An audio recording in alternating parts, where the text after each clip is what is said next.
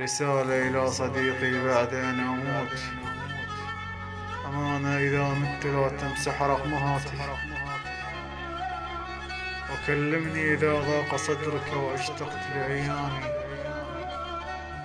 أرسل لي وطمني على أحوالك، وكيف يومك من دوني. أعلم أنك لم تجد مني رد، لكن اعلم أن رسالتك ستصلني يا صديقي.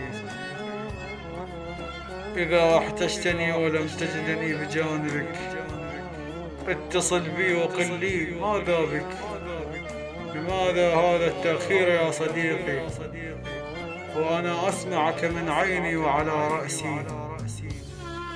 وإذا لم تسمع صوتي ولم تجد مني جواب يا صديقي، فأنت أعلم بأسباب سكوتي وصمتي.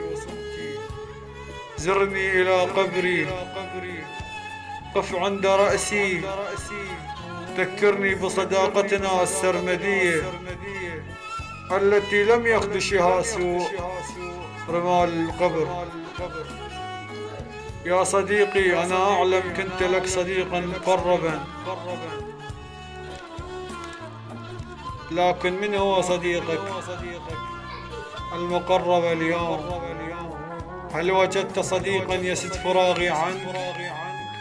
أنا مشتاق لرؤيتك يا صديقي.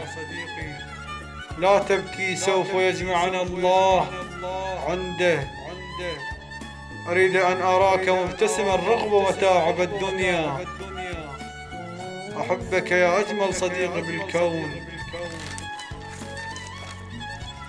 يا صديقي، لقد حان وقت الوداع. يا صديقي، لقد حان وقت الوداع. انتبه لنفسك من مخاطر الدنيا. أنا سوف ألتحق بجوار ربي. أنا سوف ألتحق بجوار ربي. لا تمسح رسالتي هذا، دعها ذكرى في هاتفك، وإذا مت تذكرنا بها حبي ومودتي لك يا صديقي.